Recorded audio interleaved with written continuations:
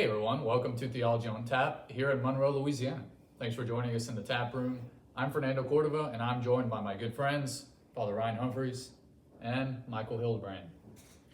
Before we get started, as is tradition, we typically kick off with everybody joining in on the Our Father. And we pray for your intentions, the intentions of those who may watch this video, this recording. I want to pray specifically for a friend of mine who just lost his dad yesterday, for the repose of his soul. So if you wouldn't mind, please join us in saying, in the name of the Father, and of the Son, and of the Holy Spirit. Amen. Our Father, who art in heaven, hallowed be thy name. Thy kingdom come, thy will be done, on earth as it is in heaven. Give us this day our daily bread, and forgive us our trespasses, as we forgive those who trespass against us. And lead us not into temptation, but deliver us from evil. Amen. In the name of the Father, and of the Son, and of the Holy Spirit. Amen. So today we're going to be discussing why science and religion are compatible with each other. Specifically, our Catholic faith is compatible with scientific truth. Before we get to that, though, I always like to kind of introduce the guests a little bit so they can kind of get to know you all, and y'all can know them. But you kind of already talked to some of the students here on site with us. I have. Where are you at? Where do where are you from? I'm Father Ryan Humphries. I'm the pastor in a little town called Tallulah, Louisiana. I also have a little parish in this diocese at Delhi named St. Teresa. I've been on Theology on Tap once or twice here as well as in other places.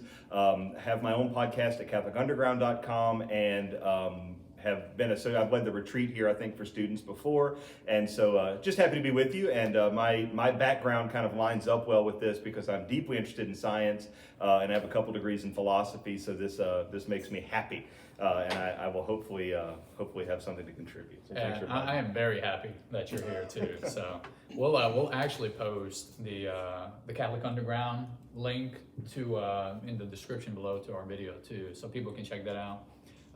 Michael, I'm very excited to have you here because you have a medical background as well. But tell people who you are, where you're from, what are you doing right now? Yeah, my name is Michael Hildebrand. I'm a physical therapist here in Monroe.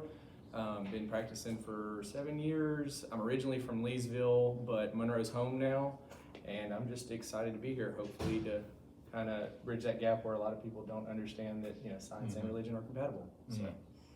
Well, thank you all for being here. In today's society, there's a myth going around that science was invented, kind of to combat the pre-scientific religion. All those churchmen in the Dark Ages, they wanted to stay in the darkness of religion and faith. And so these brave scientists came forward and, they brought the light of reason and you see it all over the society today, unfortunately, I think. You see it in movies, popular books, TV shows.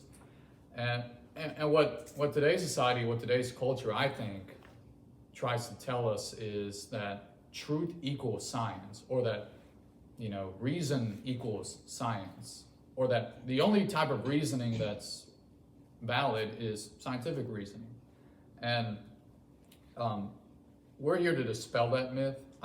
I consider the conflict between, scientific truths and the truths of our faith, our doctrinal truths. I consider that conflict as mythical as a unicorn, pretty much.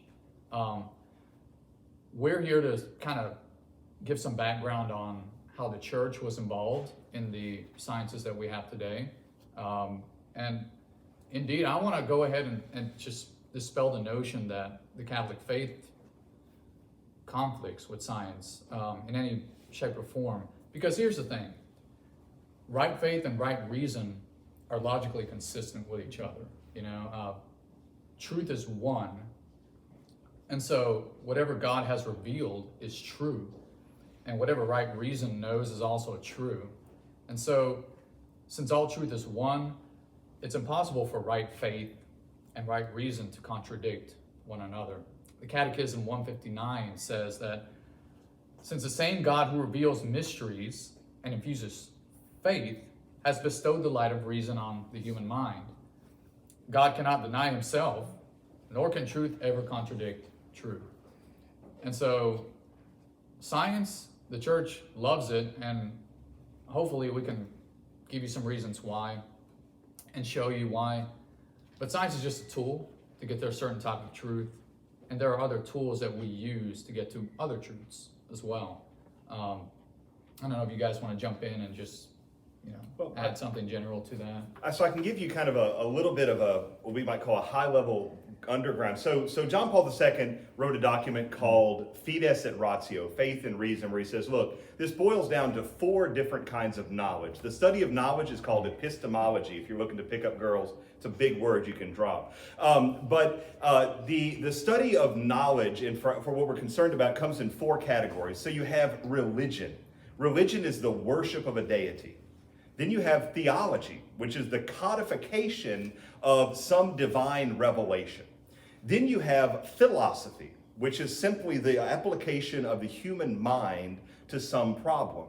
And then you have science, which is the codification of observed phenomena, right? So you're talking about 4 different kinds of knowledge. None of them necessarily butt heads with each other. But if any one of them is broken, it's not going to line up with the other ones. So it is true that right reason and right science and right religion are going to fit together very neatly. Bad religion is not going to fit with science, and bad science is not going to fit with good religion. And so where we have the problem, we look at this kind of broad picture of 4, is that if any one of those is screwed up, it doesn't line up. So if you have somebody, and hopefully no one's offended, but say you're a Baptist and you are a fideist, that you believe that the faith is all that matters and all you need is faith, and that all of that other stuff doesn't matter, and you believe that the Bible is specifically, directly, and entirely divinely inspired, and you read Genesis chapter 1 and you say that the world was created in 7 days and you're a creationist, you're going to have problems, because that way of thinking doesn't line up with good theology, good philosophy, good religion, or good science. And so it's become the commonality in the modern world for a scientist person, and of course we're surrounded by bad science now, for a science person to say, well, I don't get on board with Christianity because those people are flat earthers and creationists. And of course, that's a great way to dismiss and run away from the question. But a lot of modern science is running away from the question. But that's kind of where we are. And so when John Paul II got into this, he said, look, if we start from this point of these 4 different categories of knowledge, then it becomes a lot easier for us to say where the lines get drawn, and it becomes fairly easy to see that there's no problem at all between science and reason. The problem almost always lies with some failure in the logic train down below the surface.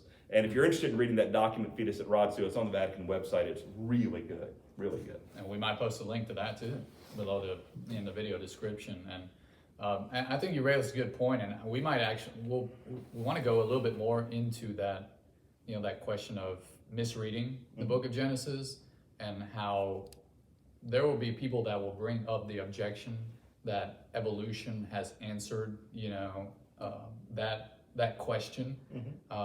But you have to read Genesis and consider its genre and consider its context. And so we'll get into that a little bit later, because I think it's one of the biggest objections that we hear today.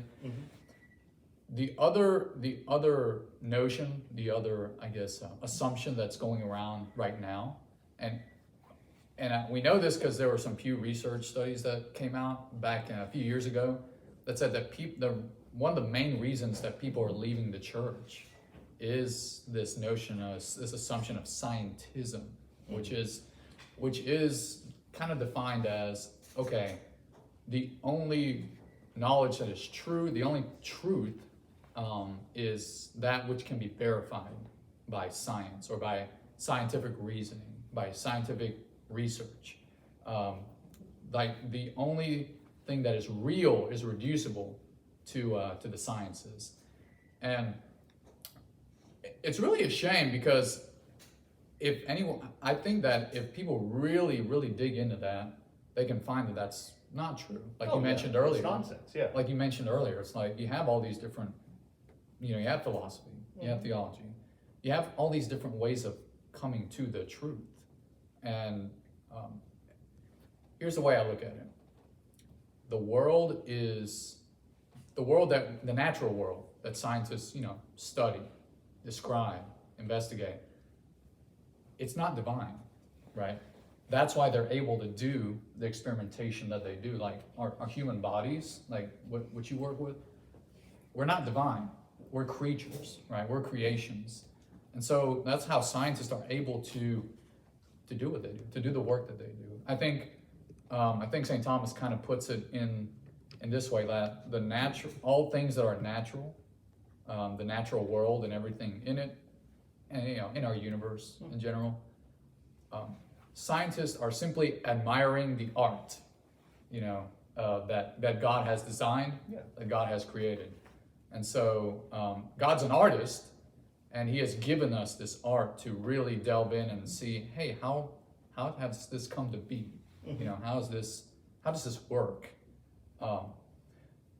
If the world were divine, then we couldn't use science, to dissect it, kind of, sort of, because it's not the right tool. We'll get a little bit into more into this, but it's kind of like if you used a metal detector to try to find a wooden object buried underground. You're going to spend forever trying to look for it, because that's not the right tool to use, but it's not going to find a diamond either. So if the world were unintelligible, no science would get off the ground, is what I'm trying to say. But it's because it is intelligible, just as the universe is, that there's got to be something behind that intelligibility. There's got to be a mind, behind that intelligibility. And so that gets on the philosophical grounds. Yeah. And so here I mentioned it earlier. Science asks the question how natural things come to be, how they are. But you can't ask the question, does God exist? You can't examine that scientifically, because a little bit, but you can use philosophy. St. Thomas Aquinas can prove God exists without any reference to any supernatural phenomena at all. Right. And so did Plato, which of course is fascinating, because you can accuse Thomas Aquinas of being some kind of Christian fanatic, but it's hard to accuse Plato of being a Christian fanatic. And so if you've never heard the argument for motion, it's really quite simple. And in fact, it follows the causal principle, which is the foundation of the scientific method, right? The scientific method said every effect must have a cause. Simple as that. If I mix hydrochloric acid, sodium hydroxide, together, I'm going to get salt water. Every effect must have a cause. There it is, QED. But if you start working your way backwards and you say, well, gosh, where did the original hydrochloric acid and sodium hydroxide come from? And you work backward and you work backward and you work backward. The causal principle says you can't go back infinitely.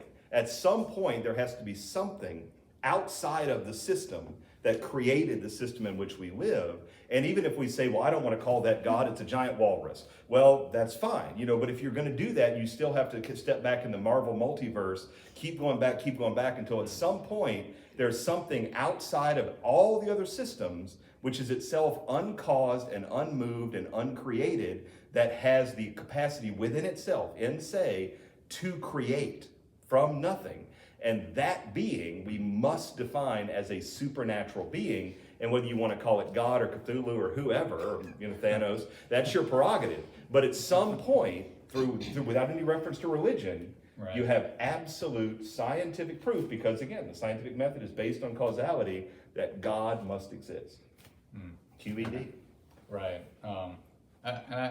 It's kind of like the contingency argument almost. It kind of builds off the argument for motion, sort of. And that's my favorite one, out of all the ways, right, out of all the arguments. So you're kind of asking that question philosophically, almost, And so, maybe another limit to the sciences is they can't answer what's morally good, right, or bad. Yeah. They can't really inform us on what our values are and what our obligations are, whether we ought to do something or ought not to do something. I guess an example I'll use is, I can tell you scientifically, why this water is boiling, right? The atomic particles are moving at such a high rate of speed, it's generating the physical effect of water boiling. But science, I mean, I guess strictly speaking, science can't tell me whether I can pour that hot pot of boiling water on a toddler, and severely burn him or her. So I guess that's one example to kind of boil it down. But yeah, I know. I'll leave here after this segment here.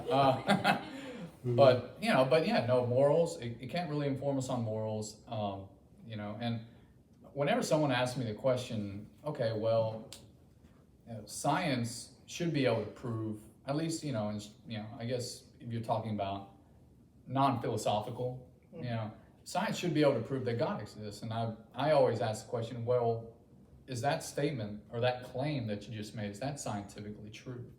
Can you prove that by science? And you mentioned it earlier. Some Christian denominations are like the young Earth creationists and the flat earthers. They're not, they are in conflict. But thankfully, the church has embraced science and actually played a huge part, in developing the sciences, because weren't the first universities, were they? I guess the European. Bologna, Paris. Yeah. But I want to take a sidestep if I can and disagree with you. Okay. In that I don't agree that science and philosophy don't happen at the same time. Okay. And I think that's another example of kind of a false dichotomy, because let's go to CERN, let's go to Fermilab, let's go to SLAC, any of the places. Quantum physics is my bag, baby. Okay. But let's go to any one of those places, and there's going to be two groups of people. There's your practicalists, which is basically your young nerds who are sitting in front of computers, and they're shooting lead and gold ions off each other, and they're getting all this data, and they're getting terabytes and petabytes of hard drives of data. But then once they get all that data, they're giving it to some guy with a neck beard in an office. And this guy with the neck beard in the office is going to think on the problem. He's going to consider. And that's the brilliance. It's not the fact that he is gathering data. He's going to philosophize, and he's going to say, is this system, how do I take all these pieces of information and Sherlock Holmes them into something that makes sense? And you look at someone like Einstein. Most of Einstein's most important work, in 1905, the miracle year, Brownian motion, special relativity, were thought experiments. Brownian motion, he's looking at bubbles on a Coke, but you're talking about philosophy that is science. And now the real intense science, the standard model of particle physics, this is people with boring unibrows in offices staring blankly at paper, thinking and coming up with philosophical systems to understand how it is that quarks do their thing. And so I would argue that nowadays, philosophy is as much a part of science as philosophy is a part of religion, as philosophy is a part of anything. I think that science, though, just wants to kind of pretend that it's not. It wants to pretend that it's all hard data, but anybody who knows stats knows that stats are for lying, not for proving. And so, I think it's kind of important that we not try to create some kind of hard dichotomy, because science nowadays in our own country is becoming as much a religion as religion is, and that's because science is a philosophy. It's a way of thinking about the world, and I don't think that it makes sense to create a hard division, because I think they are intimately related. I guess another way you could put that is people keep saying follow the science instead of following Christ. I guess would be another. But it's exactly the same thing, right? The people who want to make an idol out of safety, protection, being a part of the group, whatever, that's their religion. The same way that there's some climate people who are in their religion, the same way that some people have made a religion of politics or a religion of whatever else, and they talk about it with religious sense. And that's why I think it's good to realize science has religious overtones. It always has. Because we're trying to solve the problems of the world, and we're doing it by looking at the observable data. And if I do the same thing by looking at the observable data of Scripture, I'm doing science. Theology is a science in the strictest sense. And that would make sense, since a lot of the, some of the more well-known or famous scientists, like Louis Pasteur, Father Gregory Mendel, monk, Nicholas Copernicus, who I believe, wasn't he the first one that actually proposed heliocentrism, which is the Earth revolving around the sun as opposed to. I think he vice made the versa. first mathematical model, because there were ancient Okay. Greeks who made the theoretical idea. Okay, But I think that okay. he produced the math. Because the common knowledge is that Galileo was the first one Yeah. ever, right? But Nick Copernicus. yeah, He did the so math. Catholic layman, Mhm. Nicholas Copernicus. Father Georges Lemaitre. I don't know if I said that right, but Belgian priest, father of the Big Bang Theory. And we could go on. Mhm. But that now that you say that really makes sense, and it kind of produced all those thought leaders, all those scientists, and so if you just look at the history, you can dispel this notion of scientism pretty easily. I think that in fact you could argue that the church has made more contributions, especially to like the astronomical sciences, interplanetary physics and all that. But I guess, Father, I'll ask you, what are some limits? Because we mentioned the scientific method, right? There's a question that's proposed. Yeah. There's a hypothesis as to the answer of that question, and then there are experiments, investigations. Okay, and the unibrow folks observe. And neckbeards. And neckbeards, that's right. They observe, what happens. Sure. And so, depending on what happens, they form a theory, or they go back to the drawing board, depending on, because I guess the idea is to get consistent results, so that theory can kind of flourish and be accepted among the wider community. What are limits to the scientific method? I mean, we mentioned morality and stuff like that, but I guess, in order for the scientific method to work, there's got to be a process that you can test, and it's got to be measurable and repeatable. Yeah, I mean, that's, right. I think that the fundamental process, barring the idea of measurability, is something that's universal to any rigorous academic process. I mean, if you think about as a PT, the process you go through day to day of somebody comes in and something ain't right, and so your job is to figure out what ain't right and what it is to do to make it right. And then, you may or may not be the one actually reading x-rays or MRIs or whatever to make the final result, and whether it is right or whether what you thought was right ain't right, and what ain't right is right, and whatever. But I think that's something you do every day, the same way I do if someone comes to me and says, Father, the world is ending and I'm having a nervous break. That kind of, these things happen. And the reality is that it's the exact same methodology, except without the absolute clarity of measurability.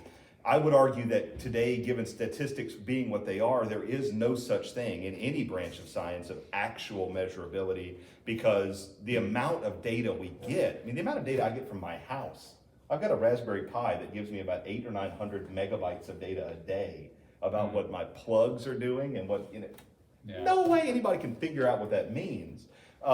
And so, I think that part is a hard limit, but I'd be fascinated to see, in the sciences, where you think the hard limits live for even what is fundamentally scientific. Medicine, kinesiology is a fundamentally scientific enterprise. I think everything is a variability. It's percentages. There's no hard, I can't say with 100% certainty this is what's going to happen or this is what's going on when I'm diagnosing somebody or managing somebody. I can say this is the most likely course of action. We're going to go down this road. If something changes, the variable changes, we can then adjust as needed to that. Sure. And so I think that's across the board in all medicine. With a little bit of, like medications and surgeries and things like that, same thing. There's probabilities and percentages that it'll be successful, and you go based on that and compare that to the risk.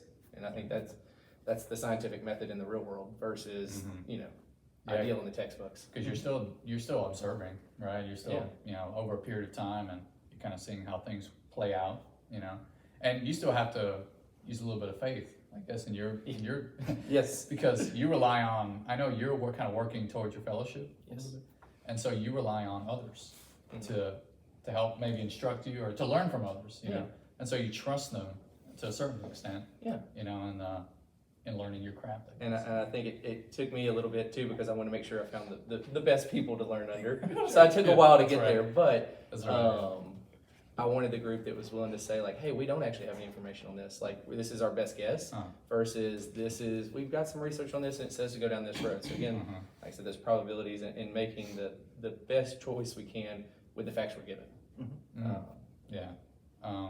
That's kind of how what it, how it all works. I think it's always developing. I mean, like everyone accepted geocentrism, or sun revolving around the earth for the longest time until no one, until now no one does. Probably, I think one of the most fascinating things is friends of mine who are exorcists, right, doing exorcism ministry.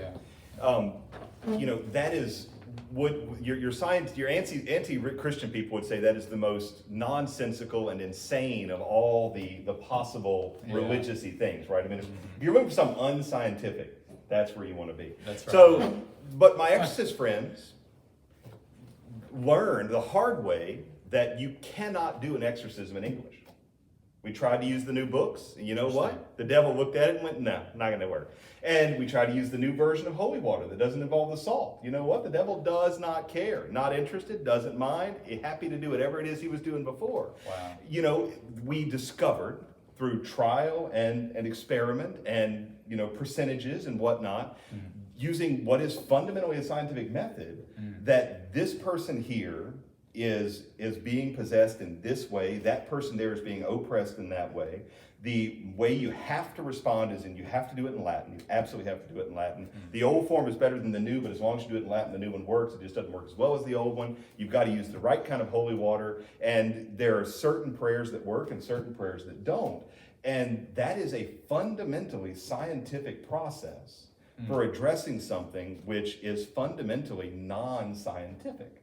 And so again, I think that there's a lack of hard distinction between the world of, again, there's a distinction between religion, theology, philosophy, and then the hard sciences. But to address your question about the limits of the hard sciences, I think the fundamental limit of the hard sciences is that they are limited to observable data.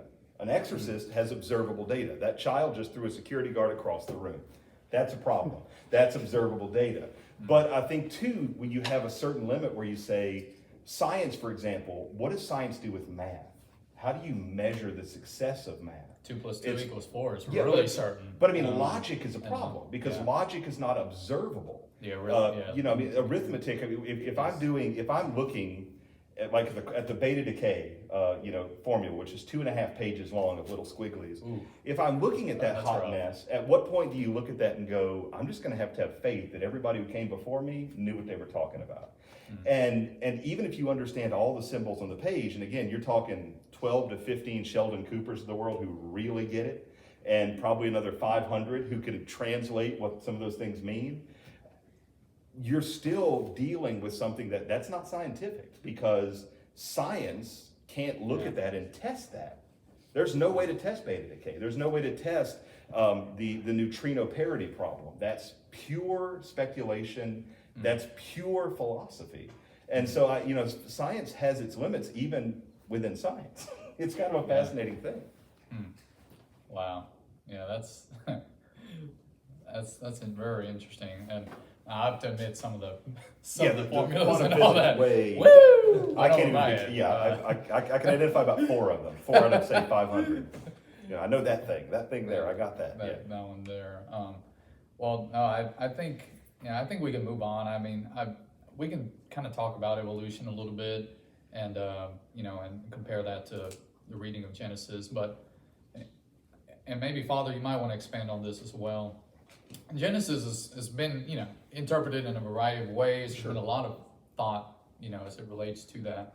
But St. Thomas Aquinas, St. Pope John Paul II, they all realized that it was a particular type of genre that Genesis was written in, and it's mainly, I guess, meant to.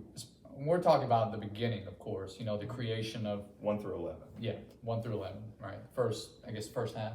Give or take, yeah. Give or take. It's mainly I think the main gist of it is to let anyone who reads it know, to let the reader know about the origin, about the creation of, everything. The origin of the universe, and then you have the second half of the book is the origin of the patristic, the origin of the Jewish people. So you have the two scrolls of Genesis, the one of the origin of the universe, and the second, where do the Jews come from? Why are they the chosen people? And doesn't the church say that, all of this came from nothing?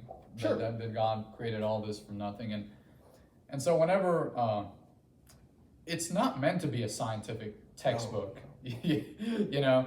It's that's not its purpose. And so when people who don't know that read that and they say, oh, God created everything and 6 days, rested on the seventh day. It's like, 20, because there were some people, some Catholics, some good Catholic philosophers and theologians that thought, 7 24-hour days. Yeah. No, I mean, it's not meant to be read that way, and it's definitely not. Yeah, go ahead. Well, the word that makes everybody uncomfortable, which is why I like to say it, is that Genesis 1 through 11 is mythology. It's written as mythology, not mythology in the sense of Zeus coming down and doing what he ought not to be doing with some random animal or person or whatever. Right. It's not meant to be something that is historically, factually to happen. There's certain aspects of it absolutely happen. We know there's an antediluvian period. We know there was a post-diluvian period. We know that there was some giant flood. We know that a lot of the events of the book of Genesis probably took place. But I mean, heck, read chapters 1 through 3. You've got two people living together, great, the garden's wonderful. Then all of a sudden they get kicked out. And where did this whole world come from? Why is there a whole crowd of people? Because it's not written to be a book that explains in excruciating historical detail. It's a mythological telling of the origin of the human race. And so it's told as a morality story, the same way the book of Job and the same way the book of Jonah are not written as books that are intended to be factual history.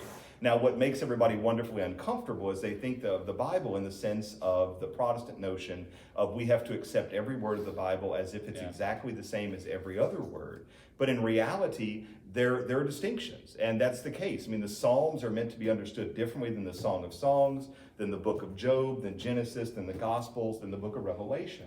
And if we understand that each of these genres has their own purpose, each of them is inspired by God, and as Timothy tells us, each of them is useful for teaching and salvation, then it's not a problem that this historical event didn't happen the way we wanted it to, or that that's telling a story in a different way. Because after all, there are 4 creation narratives in the Bible. Genesis 1, Genesis 2, there's one in the Psalms, and there's John chapter 1.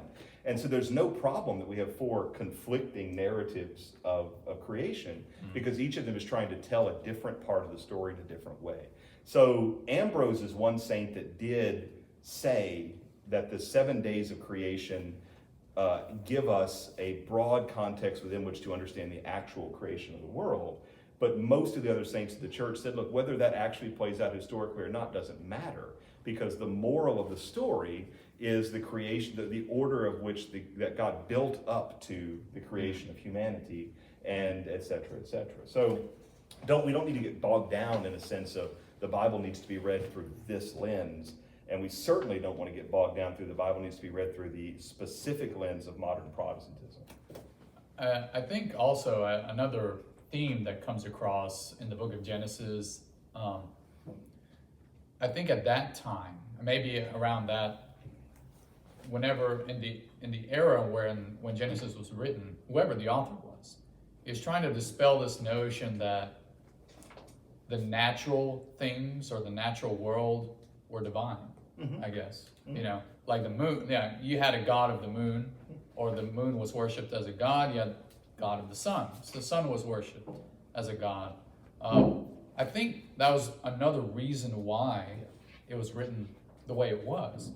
To tell everybody, it's like, no, these are all creations. There is one God that created all of this. And so that was another purpose as to why, it was written the way it was. And so there's a lot of flexibility. Father, correct me if I'm wrong.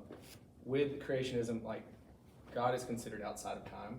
So Marvel, we've done some Marvel references out. There's the flow of time. That's right. God's outside of that. So 24 hours to him may not be what we consider 24. That time frame is not considered the same. Right. And so to say 24, what we think of 24 hours right now would have been different from what they think of a 24-hour period then, and what would be God, because he's outside of time. There's no limit on that. Yeah, and they didn't have hours in the Hebrew mentality either. You had watches of the night, and the way it actually reads is night came and day came, night followed the second day. And so, or night came, day followed, however the wording. But I mean, you don't have the sense of that we're trying to lock in something historically accurate. And even the idea of the structure of first the light and the waters and the other things feels more of a moral sense of prioritization than it does an effort to kind of counter, a later Darwinian innovation, which is has its own problems, and philosophical understanding as well. But you're right. There's no sense of like locking it into this particular structure. Right. Yeah. The origin of species. I mean, it was thousands of years before. Thousands of years later, it came to us when Darwin wrote it. So yeah, I mean, it's not meant to be an anti-scientific text at all. I mean, that's not the purpose. No. It's all about the context. That goes with anything.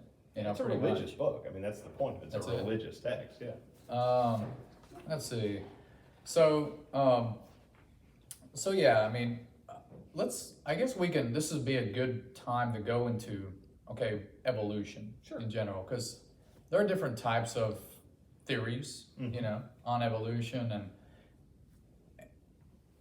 and at the end of the day, the church doesn't say anything about you have to believe this scientific theory of anything, right? Because we're not a scientific, necessarily, strict scientific institution. Not our purview, yeah. It's not our wheelhouse, and so the church doesn't. The church says what you essentially can't believe. I mean, they put some restrictions on it, but do you want to go into, in general, what the church teaches on evolution? It's very simple. I mean, the short version of what the church says about evolution is that God created the universe, God created the world. God created humanity and the human soul as something fundamentally distinct from the rest of creation. And so long as your theory doesn't futz around with that, we're good. As soon as you step on any of those points, we've got troubles. And we're done. I mean, that's the whole story. You can get into a lot of specific nuances. And like you say, Darwin is not one theory. Darwin's about 8 theories, piled on top of each other in a somewhat messy dog pile. But the church, the big deal is God created the human soul, and if a monkey ultimately evolved through the process of speciation into Homo sapiens and then Homo sapiens sapiens, at some point God infuses an immortal soul that makes that being fundamentally distinct from the primate that was there before. And I guess you could say that evolution, that primate evolution to who we are now, you could say that was all under the guidance, of God. Under his impetus, but like you mentioned, ultimately all of creation comes from him. Yeah. Because what he knows is, I guess, just to use more philosophical language. But Pope Pius XII actually mentioned, it's a really neat quote that I read from him, that the teaching authority of the church does not forbid that, in conformity with the present state of human sciences and sacred theology, research, discussions, the place with regard to the doctrine of evolution, in as far as it inquires into the origin of the human body as coming from pre-existent and living matter. But again, it's what you mentioned, souls created by God, because they're immaterial, Yeah, fundamentally distinct, yeah. And so that's pretty much boils it down to what the church teaches. In fact, there are many scientific proofs in favor of evolution, as you mentioned earlier. So there are some specific problems that are worth pointing out, because within evolution, the most broad idea is the principle that which is the fittest survives and moves forward. It passes along its genetic material. That's great.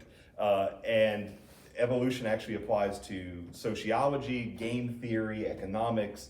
But the problem is that very, very simple principle, if there's 2 bears in the woods and the fatter one's going to live and the thinner one ain't, that's great and all, but that doesn't necessarily apply to the more rigorous scientific approach. We don't have a lot of the missing links that we'd expect to have. That's a problem. We don't have any good, strong, meaningful evidence of speciation happening outside of bacterial studies.